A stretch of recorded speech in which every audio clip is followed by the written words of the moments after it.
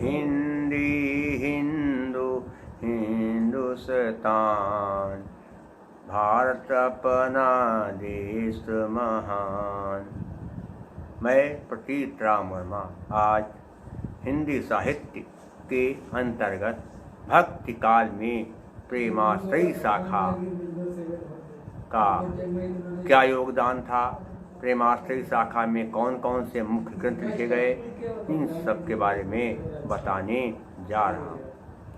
Doctor Ganpat Chandragupta के अनुसार चंद्रगुप्त ने हिंदी प्रेमाख्यान परंपरा का प्रथम ग्रंथ डॉक्टर गणपत चंद्रगुप्त ने हिंदी प्रेमाख्यान परंपरा का प्रथम ग्रंथ हंसावली को माना है। जिसकी रचना असाइथ ने 1370 ईस्वी में किया था। डॉक्टर राम कुमार वर्मा ने मुल्ला दाऊद कृत चंदायन को हिंदी परंपरा का प्रथम प्रेमाख्यान ग्रंथ माना है, जिसकी रचना 1379 ईस्वी में की गई।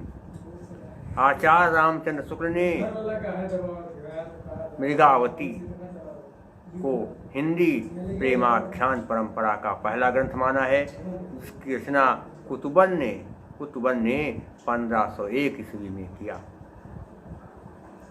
जबकि हजारी प्रसाद द्विवेदी ने ईश्वर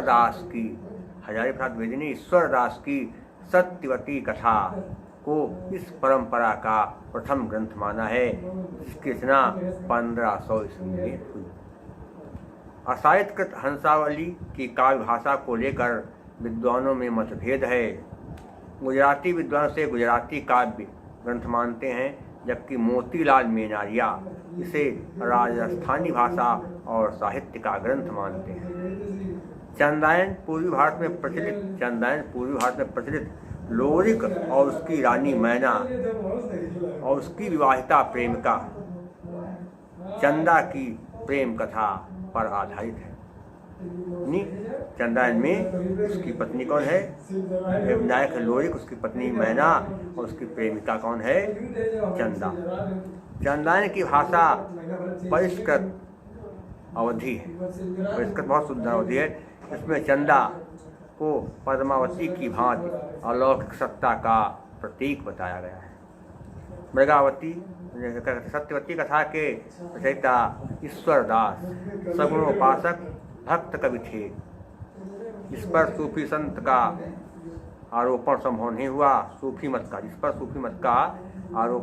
हुआ, अतः आचार्य शुक्ल ने इन्हें भक्ति काल की किसी भी शाखा में स्थान नहीं दिया है।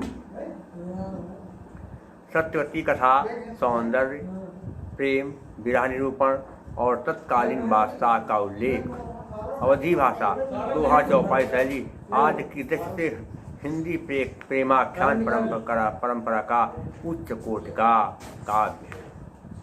गणपतिकृत माधव नल काम कंदला में केवल दोहों का वर्णन, ध्यान रखें।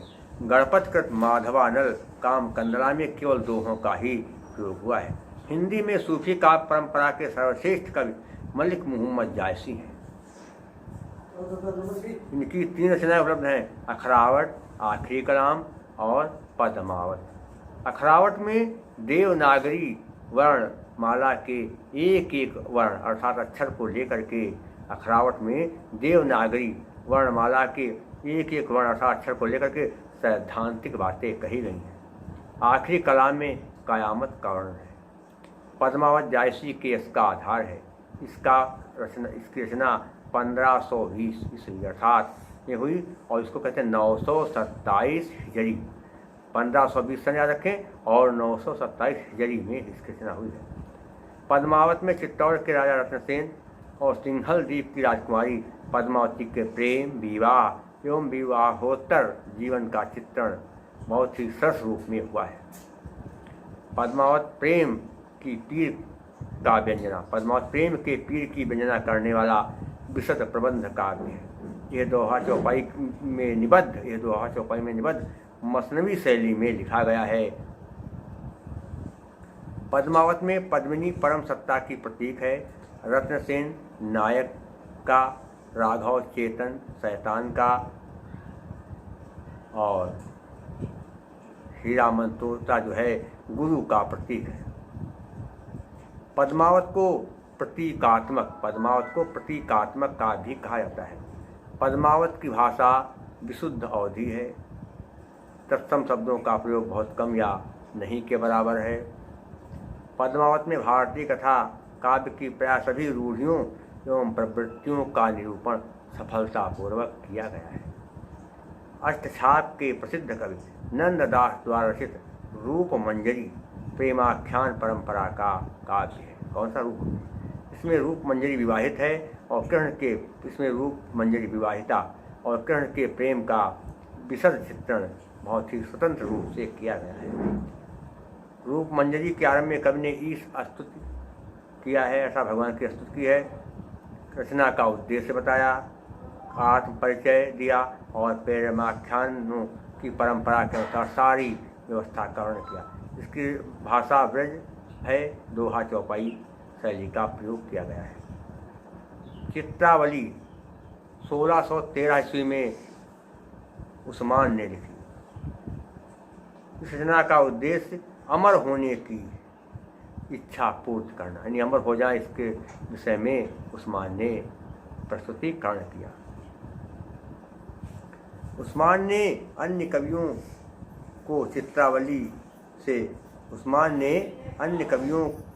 चित्रावली से बढ़कर बताया और सबको चुनौती दी कि जाकी बुद्धि होई अधिकाई, आन कथा एक कहई बनाई।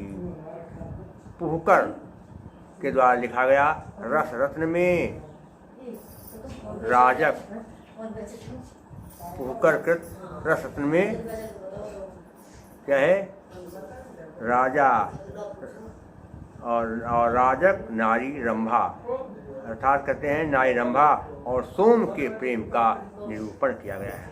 हिंदी प्रेमाख्यान परंपरा के अन्य कवि हैं मंझन ने मधुमालती लिखा, कुशललाभ ने ढोला मारू दूहा लिखा, माधवानल काम कंदला लिखा गया। क्या ग्रंथ कौन सा है? माधवानल काम कंदला।